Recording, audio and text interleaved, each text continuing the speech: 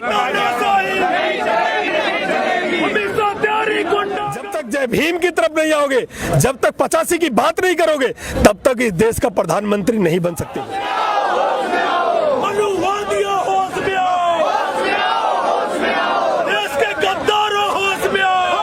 देश बचा हुआ है तो बाबा के संविधान से बचा हुआ है, लोकतंत्र बचा हुआ तो बाबा के संविधान से बचा हुआ है। उन्नाव के बेटियों को न्याय दिलाओ,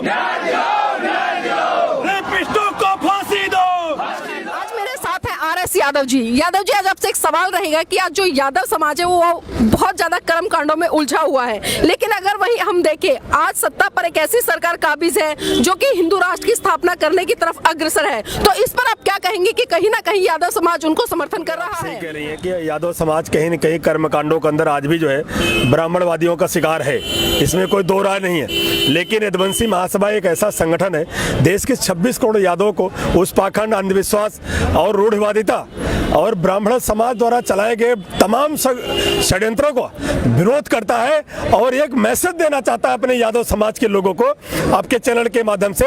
जब तक आप बाबा साहब के संविधान की तरफ नहीं आओगे, जब तक जय भीम की तरफ नहीं आओगे, जब तक 85 की बात नहीं करोगे, तब तक इस देश का प्रधानमंत्री नहीं बन सकते हो। जब तक इस देश के अंदर आप पर जुल्म नहीं बंद हो सकता है, आपकी बहन बेटियों पर हत्या नहीं बंद हो सकती है, आपको गुलाम ही रखा जाएगा। यादव समाज के लोग बहुत तेजी से जागरूक हो रहे हैं और यदुवंशी महासभा के संगठन के तहत एक ऐसा संगठन है जो अंधविश्वास से बिल्कुल भरोसा नहीं करता, ना ही किसी पाखंड में भरोसा करता है और बाबा साहब के संविधान को घर घर हम लोग पहुंचाने का काम कर रहे हैं और समाज को जागरूक कर रहे हैं। जल्द ही हम 85 के लोग यादव, दलित, पिछड़ा, मुस्लिम समाज को एकजुट कर करके इस देश के अंदर एक बहुत बड़ा आंदोलन किया जाएगा। इस देश में लाल किले का झंडा दलित, पिछड़ा, मुस्लिम एकता के साथ इस देश का प्रधानमंत्री, गृह मंत्री, रक्षा मंत्री बनाने का काम किया जाएगा। यह ईवीएम की मशीन के साथ एक बहुत बड़ा हमारे साथ धोखा हुआ है और कहीं न कहीं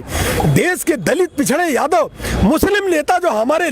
अलग अलग प्रदेशों का नेतृत्व करते हैं, कहीं न कहीं नेतृत्वहीन हो चुके हैं। आज बड़ी शर्म की बात है कि संसद के अंदर, विधानसभा के अंदर इतनी हत्याएं हो रही हैं दलितों के, जिनके वोटों से लोग संसद में बैठे हैं, जिनकी वोटों से लोग रक्षा मंत्री, मुख्यमंत्री बनते हैं, जिनकी वोटों से लोग आज बड़ी बड़ी गाड़ियों में घूम रहे हैं, उनकी बेटियों के साथ हत्या हो रही है, उनको जलाया जा रहा है, उनको मारा जा रहा है, उन पे गाड़ियां चढ़ाई जा रही है और उनके लोगों के साथ निरंतर नौजवानों की हत्या हो रही है। जो भी विधानसभा की तैयारी कर रहा है, जो भी ग्राम समाज का इलेक्शन, ग्राम प्रधान का इलेक्शन लड़ने वाला है, उन सभी नौजवानों को भारतीय जनता पार्टी, आरएसएस के गुंडे, ये 15% के लोग, हिंदू संगठन के लोग, मनुवादी समाजवादी विचारधारा के लोग उनका कत्ल करना चाहते हैं, उनको मार देना चाहते हैं, उनकी आवाज बंद कर देना चाहते हैं। वो नहीं चाहते हैं कि कोई बाबा साहब अम्बेडकर पैदा हो, वो नहीं चाहते हैं कि कोई क्रांतिकारी संगठन जिंदा हो, वो नहीं चाहते हैं कि कोई आवाज उठाए।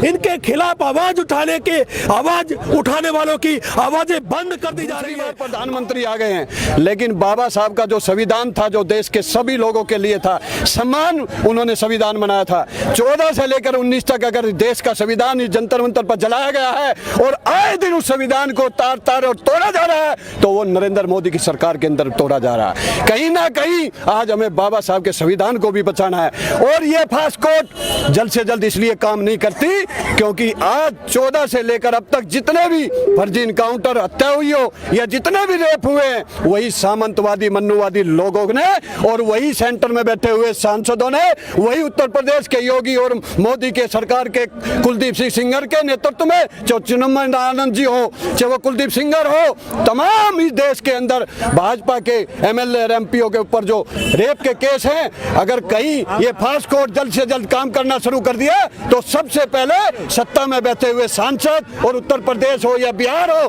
तमाम बीजेपी के जो विधायक हैं, रेपिस्ट हैं, सबसे पहले उनको फांसी की सजा दी जाएगी। इसलिए आपने अभी क्या नाम है संविधान की बात करी और बाबा साहब की बात करी, तो यादव जी आपसे मेरा एक सवाल रहेगा, अभी पिछले साल जब 9 अगस्त को संविधान की प्रतियां जलाई गई थी जंतर मंतर पर, तो कितने भारी आक्रोश इस यादव समाज में देखने को मिला था? देखिए, बहुत ही अच्छा प्रश्न किया गया और मैं इसका जवाब देना चाहता हूं। उस समय भी यदुवंशी महासभा जो एक गैर राजनीतिक संगठन है और ना ही लालू हो चाहे मुलायम हो या किसी भी संगठन से नहीं जुड़ा हुआ, ये एक मीडियम क्लास के क्रांतिकारी लोगों की टीम है। उस समय भी हमने जंतर मंतर पर इस केंद्र सरकार के खिलाफ बिगुल बजाया था और इसका प्रोटेस्ट किया था, आक्रोश प्रदर्शन किया था। और आज भी मैं बताना चाहता हूं, अगर आज ये देश बचा हुआ है तो बाबा के संविधान से बचा हुआ, लोकतंत्र बचा हुआ तो बाबा के संविधान से बचा हुआ। तो आज हम लोगों का संविधान बचाने का कोई दलितों का या बाबा साहब की जाति के लोगों का नहीं, देश के अंदर 130 करोड़ लोगों का फर्ज बनता है, चाहे वो केंद्र सरकार कांग्रेस की हो चाहे भाजपा की हो, दोनों सांपनाथ और नागनाथ है। यही रंगा बिल्ला की सरकार है। 73 साल से सबसे ज्यादा वोट देकर सरकार हम बनाते हैं और जब सत्ता में आते हैं सबसे पहले दलित और पिछड़ों का अत्याचार करते हैं, उनका विकास रोकते हैं, उनको मारने काउंटर रेप करने का काम करते हैं और उनके खिलाफ कोई कार्रवाई नहीं होती। इसलिए हम लोगों ने निर्णय लिया है कि अब की बार हम लोग एक दूसरी महाभारत की लड़ाई हमने शुरू कर दी है और इस लड़ाई के अंदर यादव समाज, दलित हो, पिछड़ा हो, मुसलमान हो, सबसे कहना चाहता है ये कोई राजनीतिक संगठन नहीं है, कोई लालू मुलायम के संगठन पार्टी से जुड़े हुए लोग नहीं है। ये लोग पेवर देशभक्त मार्शल जाति यादव समाज के लोग हैं। अगर आप सब लोग दलित का भी कोई नेतृत्व करना चाहता है, यादव समाज उसके साथ चलने के लिए तैयार है, क्योंकि आज समय बदल चुका है। जो योग्य होगा, जो अच्छा होगा, जो नेतृत्व करने लायक होगा, चाहे वो दलित हो, पिछड़ा हो, यादव हो, हमें उसके साथ लगना पड़ेगा। देश के अंदर चाहे दलित हो, चाहे पिछड़ा हो, चाहे मुसलमान हो, चाहे देश का कोई भी वर्ग हो, 5 साल से 10 साल की, 15 साल, 20 साल, 26 साल की बेटी के साथ जबरदस्ती बलात्कार किया जाता है और पेट्रोल या मिट्टी का तेल छिड़क कर उनको मारने का काम किया जा रहा है। और आए दिन उत्तर प्रदेश में चाहे वो दलित हो, चाहे वो पिछड़ा हो, पिंटू पासवान हो, बिरपाल मौर्य हो, बदायूं के अंदर तमाम राजनीतिक साजिश के तहत योगी और मोदी, ताकि उसका एक ही लक्ष्य है, ये 85% लोग इस देश की नींव है, पिलर है, इन्हीं की वोटों से सरकार बनती और गिरती है। कहीं ना कहीं उनका लक्ष्य और मकसद यही है कि दलित हो, पिछड़ा हो, मुसलमान हो, इन सबको बांटने का काम करो। इसलिए उन्होंने हमारी बहन बेटियों की इज्जत लूटती है, हमारे फर्जी इनकाउंटर हत्या होती है तो कोई मुख्यमंत्री कोई घोषणा नहीं करता, वहां पर जाता भी नहीं है। वहीं विवेक तिवारी हो या कोई सा भी तिवारी हो, चतुर्वेदी हो, त्रिवेदी हो, उन लोगों के पास मुख्यमंत्री भी जाता है और ऊपर से गृह मंत्री का भी आदेश आता है, 1-1 करोड़ रुपए दिया जाता है, नौकरी दी जाती है, आवास दिया जाता है। लेकिन चाहे पुष्पेंद्र यादव हो, चाहे पिंटू पासवान हो, चाहे बदायूं के बिरपाल मौर्य हो, तमाम दलितों पिछड़ों की जो बेटियों के साथ रेप हुआ,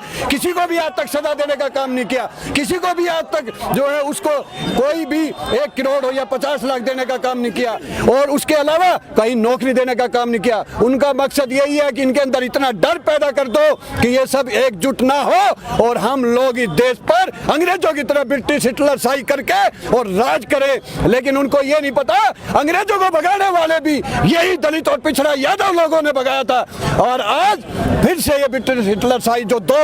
मोदी और अमित शाह की और उत्तर प्रदेश में योगी की है और अडानी अंबानी की है, इसको भी उखाड़ फेंकने का निर्णय हमने ले लिया है। आइए 1 महीने के अंदर अंदर जितने भी फास्ट कोर्ट बने हुए हैं, अगर उनको फांसी की सजा नहीं देते हैं, चाहे वो उन्नाव की बेटी हो, चाहे औरैया की बेटी हो, चाहे बदायूं का बिरपाल मौर्य हो, चाहे पिंटू पासवान हो, चाहे बक्सर की बेटी हो, तमाम हमारे फर्जी इनकाउंटर, फर्जी हत्या, फर्जी रेप जितने भी हुए हैं, अगर उनको न्याय नहीं मिलता तो हम दलित और पिछड़ा 85% के लोगों को लेकर एकजुट होकर निर्भया रेप की तरह एक जन आंदोलन इस रोड के ऊपर लाकर केंद्र सरकार का बिगुल बजा देंगे। और कहीं ना कहीं हम लोग अगर 16 दिसंबर को निर्भया के दोषियों को फांसी की सजा नहीं दी जाती है तो हम लोग 16 दिसंबर के बाद एक दलित और पिछड़ों को लेकर इस देश के अंदर अनिश्चित काल के लिए केंद्र सरकार के खिलाफ और उत्तर प्रदेश योगी सरकार के खिलाफ बहुत बड़ा एक आंदोलन करने के लिए तैयार है। ये वही यादव है जब महाभारत के अंदर द्रौपदी का चीरहरण हो रहा था तो स्वामी यादव ने आकर अवतार लेकर द्रौपदी की लाज बताई थी। आज दलित और पिछड़ा और मुसलमान जो यादव की तरफ देखता है, आज उनके साथ अन्याय हो रहा है। वो हमारी बेटी है, दलित की नहीं है, पिछड़े की है, मुसलमान की है, वो यादव का फर्ज बनता है क्योंकि यादव देशभक्त और मार्शल जाती है। इसलिए आज इस धरती से ऐलान करता हूं मैं विजेंद्र यादव, अगर यादवों ने दूसरी महाभारत का निर्णय ले लिया है, अब हमारी किसी भी बहन बेटियों की इज्जत का नाश होगा, चीरहरण होगा तो यही यदुवंशी अवतार लेकर दोबारा से सुदर्शन चक्कर लेकर इस योगी और मोदी की सरकार को खाद फेंकने का काम करेंगे। निर्णय ले लिया है। बीजेपी सरकार